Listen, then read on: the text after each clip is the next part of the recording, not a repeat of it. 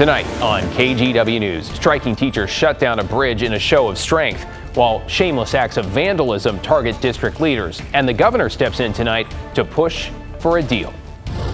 Plus, new hope in Israel and Gaza with an agreement to pause bombing and release hostages. Is my family going to be in this first batch or not? And later, time to take a trip. This is an option for folks that are really struggling. As we go inside Portland's first magic mushroom treatment center. Good evening, everyone. We begin tonight with a significant ruling when it comes to the future of gun control law in Oregon. Thanks for joining us.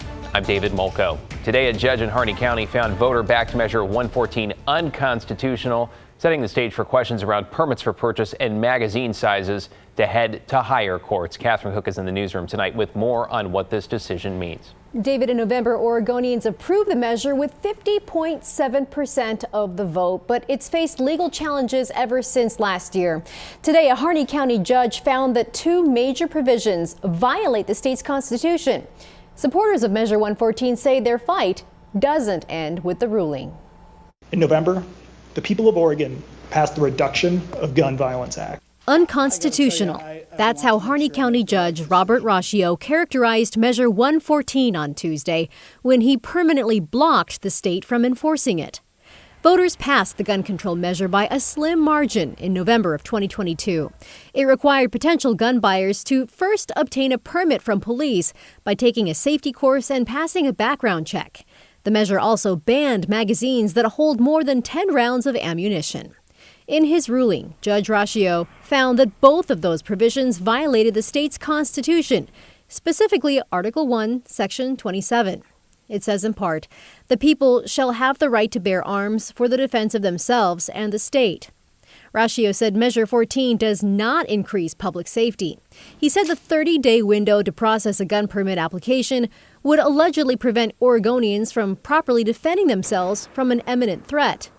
The judge also argued that nearly all people who own large-capacity magazines are reasonable gun owners, and that the large-capacity magazine ban wouldn't deter shooters who could simply carry multiple 10-round magazines and reload quickly. Lift Every Voice Oregon was the group that spearheaded Measure 114 with the goal of reducing gun violence, including mass shootings.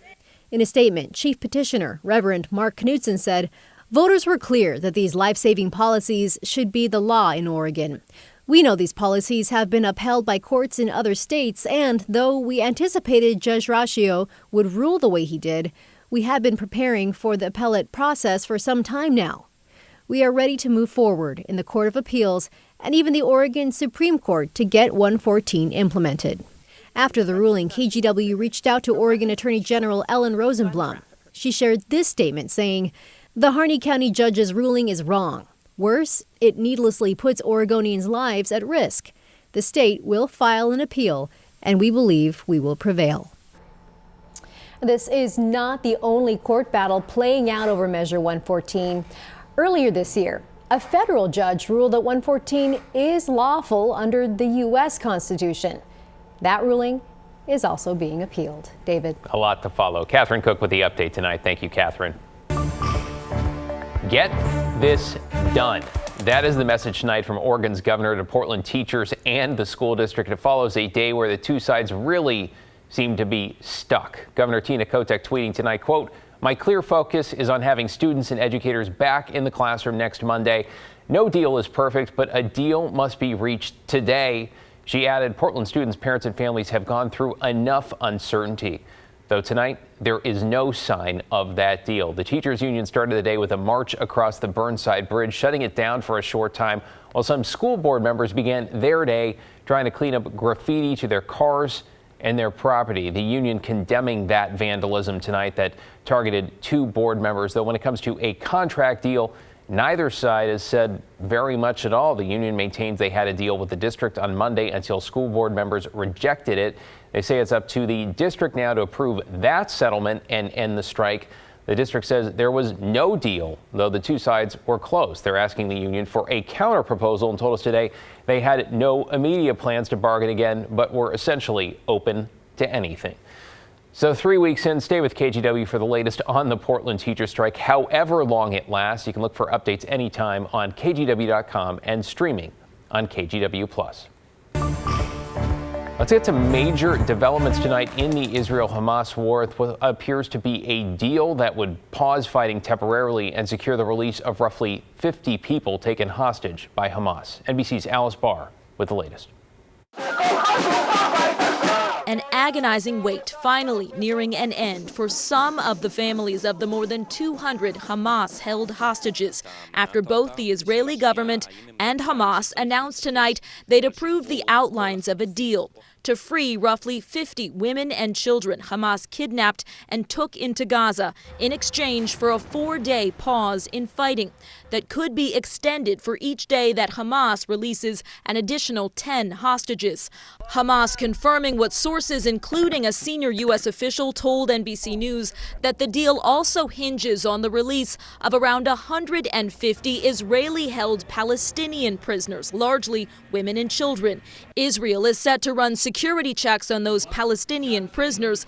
Families of their victims now have 24 hours to appeal to the Israeli Supreme Court if they choose. The deal is not final until that time period ends. For the hostages' families, weeks of worrying are now compounded into one pressing question. Is my family going to be in this first batch or not? Israeli-American Galia Mizrahi has 4 family members held hostage by Hamas, her cousins aged 17, 11, and 9, and their mother. Hamas says the deal also allows hundreds of trucks of humanitarian aid per day into Gaza, including fuel. The militant group says it needs to move around freely to consolidate the remaining hostages. And to facilitate that, the deal has Israel suspending overhead drone flights for up to 6 hours a day in the north and altogether in the south. The Israeli government emphatic tonight that the war will continue until all hostages are returned and Hamas is destroyed. In Washington, Alice Barr, NBC News. Back in the Northwest, you may have noticed an increased police presence around stores and shopping centers this coming weekend. Portland police announced a new mission today aimed at cutting down on retail theft. More than 30 officers across all of Multnomah County will be targeting shopping areas. In Portland, theft has increased by about 80% since last year. Police say they know for some, stealing is simply a last resort. They said their goal is not to criminalize poverty, but to address the impact these types of crimes have on the community. So the message is that we want people to come out. We want people to enjoy Multnomah County, to shop, to really embrace the kickoff of this season, and also understand that if you're going to come out and steal things, that we're going to be watching. The mission runs through this holiday weekend, though Chief Day adds he is interested in making it an ongoing effort.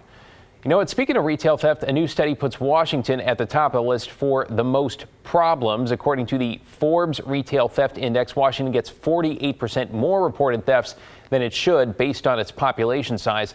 It also ranks high for the total value of stolen goods. Washington Attorney Generals announced an organized retail crime theft task force in the summer. Just this week, they filed their first prosecution charging a man from Bremerton with 11 thefts.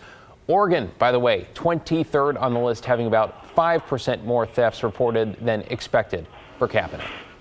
Portlanders will soon be able to take magic mushrooms as a form of mental health therapy. The city's first psilocybin facility is set to open at the start of next year. Inner Trek is at the corner of Burnside and MLK in Southeast. The center will be the 3rd psilocybin facility in the state, but the first to treat groups of up to a dozen people all at once. This comes after voters approved ballot measure 109 back in 2020, which legalizes the medicinal use of psilocybin. Inner Trek says they have over 1,000 people on their waiting list.